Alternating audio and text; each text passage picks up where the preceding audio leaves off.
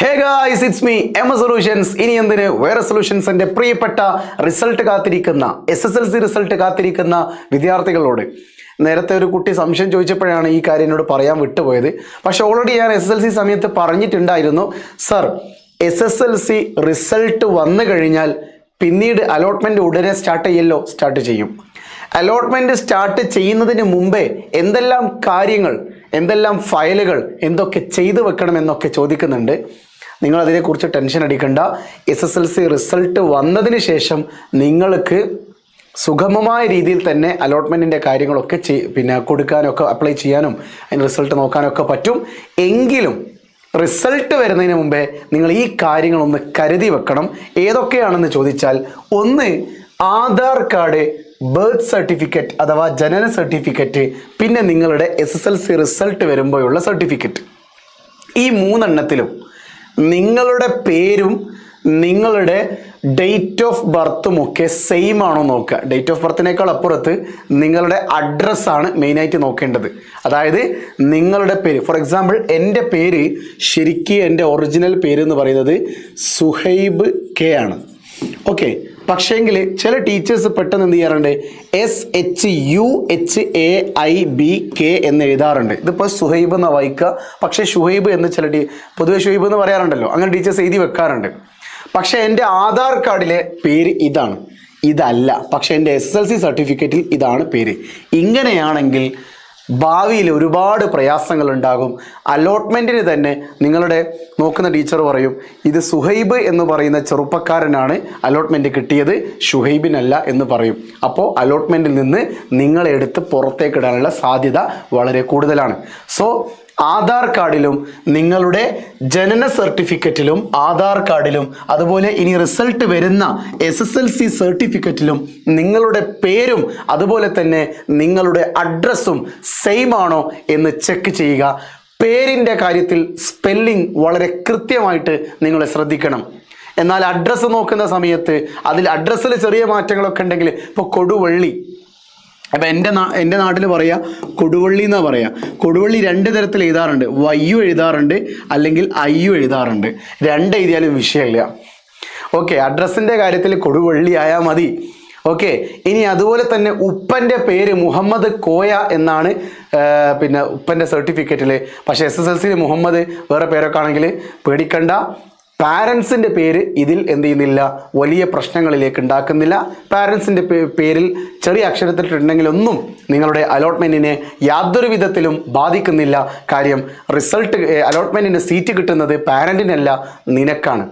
നിൻ്റെ പേര്, നിൻ്റെ അഡ്രസ്സ്, നിൻ്റെ ഡേറ്റ് ഓഫ് ബർത്ത് ഒക്കെ ശരിയാണോ എല്ലാത്തിലും, SSLCയിലും ആധാർ കാർഡിലും ഡേറ്റ് ഓഫ് ബർത്തിലും ബർത്ത് സർട്ടിഫിക്കറ്റിലൊക്കെ കൃത്യമായി ഒരേത് തന്നെയാണോ കൊടുത്തിരിക്കുന്നത് എന്നൊന്ന് ചെക്ക് ചെയ്ത് വെക്കുക.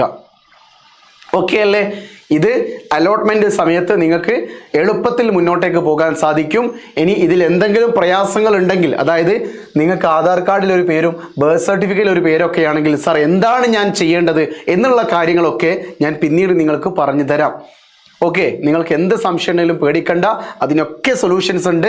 ഇതിൽ മൂന്നിലും 3 പേരാണെങ്കിൽ പോലും അതിനൊക്കെ അലോട്ട്മെൻറ്റിൽ നിന്ന് നിങ്ങളെ പുറത്താക്കാതിരിക്കാനുള്ള A to Z ഐഡിയകളും ട്രിക്സും ടിപ്സും ഒക്കെ MS സൊല്യൂഷൻ നിങ്ങൾക്ക് ഈ ചാനലിലൂടെ, MS സൊല്യൂഷൻ എന്ന് പറയുന്ന ചാനലിലൂടെയും പ്ലസ് മസ്റ്റ് എന്ന് പറയുന്ന ചാനലിലൂടെ ഒക്കെ നിങ്ങൾക്ക് ലഭ്യമാക്കിക്കൊണ്ടിരിക്കും. നിങ്ങൾ പേടിക്കേണ്ട ആവശ്യമില്ല. ഓക്കെ ആണല്ലോ? യെസ്. ഇനി അടുത്തതായിട്ട് മാറി താമസിക്കുന്ന ആൾക്കാരുണ്ടാകും. സർ, ഞാൻ വയനാട്ടിലാണ് ശരിക്കും ജനിച്ചത്, എൻ്റെ ആധാർ കാർഡിൽ വയനാട്ടിലാണുള്ളത്, പക്ഷേ ഞാനിപ്പോൾ താമസിക്കുന്നത് കോഴിക്കോട് ജില്ലയിലാണ്. അങ്ങനെയാണെങ്കിലും എനിക്ക് ഇപ്പോൾ ഞാൻ +1 പഠിക്കാൻ പോകുന്നതും കോഴിക്കോട് ജില്ലയിൽ തന്നെയാണ്. അങ്ങനെയാണെങ്കിൽ ആ കുട്ടി എന്ത് ചെയ്യണം? ആ കുട്ടിയുടെ ഒറിജിനൽ അഡ്രസ്സ് വരുന്നത് എവിടെയാണ്? വയനാട് ജില്ലയിലും ആ കുട്ടി താമസിക്കുന്നതും ഇനി പഠിക്കാൻ പോകുന്നതും കോഴിക്കോട് ജില്ലയിലുമാണെങ്കിൽ ആ കുട്ടിക്ക് അലോട്ട്മെൻറ്റ് അത്ര പെട്ടെന്ന് കിട്ടില്ല. കാരണം അലോട്ട്മെൻറ്റിന് അപ്ലൈ ചെയ്ത് കഴിഞ്ഞാൽ ഈ കുട്ടി എവിടെയുള്ളത്? വയനാട് ജില്ലയിലാണ്. For example, Koduvally government higher secondary സ്കൂളിലേക്ക് ഒരു കുട്ടി, ആ സ്കൂളിനടുത്ത് താമസിക്കുന്ന ഒരു കുട്ടി അപ്ലൈ ചെയ്തു.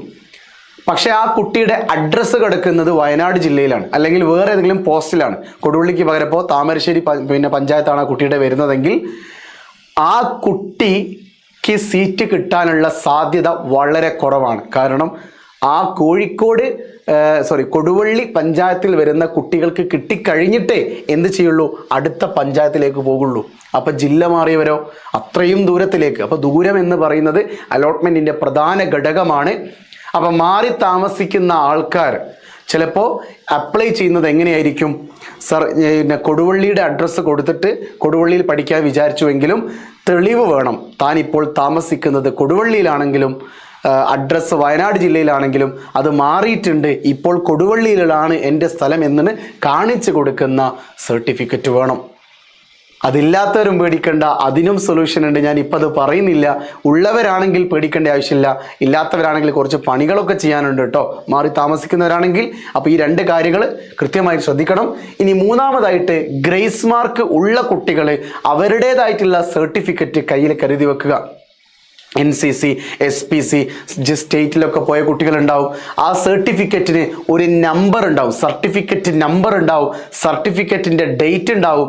അതുപോലത്തെ സർട്ടിഫിക്കറ്റിൻ്റെ ഓതർ ആരാണ് നിങ്ങൾക്ക് ആ സർട്ടിഫിക്കറ്റ് തന്നത് എന്നൊക്കെ ചോദിക്കുന്ന 3 ചോദ്യങ്ങൾ, 3 കോളങ്ങൾ അപ്ലൈ ചെയ്താൽ അല്ലെങ്കിൽ സെലക്ട് ചെയ്ത് കൊടുത്താൽ അല്ലെങ്കിൽ ടൈപ്പ് ചെയ്ത് കൊടുത്താലേ നിങ്ങൾക്ക് അതിൻ്റെ ഗ്രേസ് മാർക്കിന് വേണ്ടിയിട്ട് ആ ഒരു പരിഗണന, ബോണസ് പോയിന്റിന് വേണ്ടിയിട്ടുള്ള പരിഗണന ലഭിക്കുള്ളൂ. ഗ്രേസ് മാർക്കിനല്ല, ബോണസ് പോയിന്റ് കിട്ടാൻ വേണ്ടിയിട്ട് ഈ ഗ്രേസ് മാർക്കിൻ്റെ സർട്ടിഫിക്കറ്റ് നിങ്ങൾക്ക് ഉപയോഗിക്കാൻ സാധിക്കും. കഴിഞ്ഞ വർഷമൊക്കെ അത് ഉപയോഗിച്ചിട്ടുണ്ട്. അപ്പം നിങ്ങളോട് എനിക്ക് പറയാനുള്ളത്, ഗ്രേസ് മാർക്കിന് അർഹതപ്പെട്ട ഒരു പ്ലാറ്റ്ഫോമിൽ നിങ്ങൾ വർക്ക് ചെയ്തിട്ടുണ്ടെങ്കിൽ, പ്ലാറ്റ്ഫോമല്ല, ഒരു പ്രവർത്തനത്തിൽ നിങ്ങൾ പങ്കെടുത്തിട്ടുണ്ടെങ്കിൽ തീർച്ചയായിട്ടും അതിൻ്റെ സർട്ടിഫിക്കറ്റ് കയ്യിലുണ്ടാവണം. സർ, എനിക്ക് സ്കൂളിൽ നിന്ന് സർട്ടിഫിക്കറ്റ് തന്നിട്ടില്ല എങ്കിൽ തീർച്ചയായിട്ടും റിസൾട്ട് വരുന്ന സമയത്തോ അല്ലെങ്കിൽ വന്ന് കഴിഞ്ഞിട്ടോ നിങ്ങളുടെ ടീച്ചേഴ്സ് തന്നെ എടാ നിങ്ങളുടെ സർട്ടിഫിക്കറ്റ് വന്നിട്ടുണ്ട്, ഇവിടെ വന്ന് വാങ്ങിക്കോളി എന്ന് പറയും. അലോട്ട്മെൻറ്റിന് മുമ്പേ ഇതുവരെ കിട്ടാത്തവരുണ്ടെങ്കിൽ അലോട്ട്മെൻറ്റിന് മുമ്പേ തന്നെ സ്കൂളിൽ റിസൾട്ട് വന്നതിന് ശേഷം നിങ്ങളോട് പഠിച്ച സ്കൂളിലേക്ക് ചെന്നിട്ട് ആ സർട്ടിഫിക്കറ്റ് വാങ്ങാൻ പറയും. അതും നിങ്ങൾ വ്യാകുലതപ്പെടേണ്ട ആവശ്യമില്ല. പക്ഷെ അത് കളയരുത്. ഒരു സർട്ടിഫിക്കറ്റ് കാണാതായി പോയാൽ നിങ്ങൾക്ക് ബോണസ് പോയിന്റ് നഷ്ടപ്പെട്ടേക്കാം. റെഡിയാണല്ലോ? യെസ്, തീർച്ചയായിട്ടും ഇത്തരം 3 കാര്യങ്ങളെങ്കിലും മിനിമം നിങ്ങൾ ശ്രദ്ധിക്കുക. ഒരുപാട് കാര്യങ്ങളുണ്ട്, എനിക്ക് കുറേയൊക്കെ ചിന്തിച്ചിട്ട് പെട്ടെന്നൊന്നും കിട്ടുന്നില്ല. പക്ഷേ എങ്കിൽ കൂടി ഈ 3 കാര്യങ്ങൾ ഏറ്റവും വെരി ഇമ്പോർട്ടൻ്റ് ആയിട്ടുള്ള പ്രധാന ഘടകങ്ങളാണ്. സോ ഇതെന്ത് ചെയ്യുക, ഒന്ന് നോട്ട് ചെയ്ത് വെക്കുക കേട്ടോ. റിസൾട്ട് വന്ന് അലോട്ട്മെൻറ്റ് വരുന്നതിന് മുമ്പേ ഈ കാര്യങ്ങളൊക്കെ ഒന്ന് റെഡി ആക്കേണ്ടതുണ്ട്. ഇതിൽ എന്ത് കൺഫ്യൂഷൻസ് ഉണ്ടെങ്കിലും നിങ്ങൾക്ക് കമൻറ്റ് ബോക്സിൽ ചോദിക്കാം. അലോട്ട്മെൻറ്റിൻ്റെ A to Z കാര്യങ്ങൾ നിങ്ങൾക്ക് MS സൊല്യൂഷൻ +1 and +2 എന്ന് പറയുന്ന ചാനലിലൂടെ ലഭിച്ചിരിക്കും. തീർച്ചയായിട്ടും ആ ചാനൽ ഫോളോ ചെയ്യാത്ത മുഴുവൻ കുട്ടികളും ഫോളോ ചെയ്യാൻ മറക്കല്ലേ. ഞാൻ കമൻറ്റ് ബോക്സിൽ പിൻ ചെയ്തിട്ടുണ്ട് കേട്ടോ ചാനലിൻ്റെ ആ ഒരു ലിങ്ക്. ഓക്കെ, വീണ്ടും കാണാം. It's me MS solutions. ഇനി എന്തിന് വേറെ സൊല്യൂഷൻസ്. ബൈ.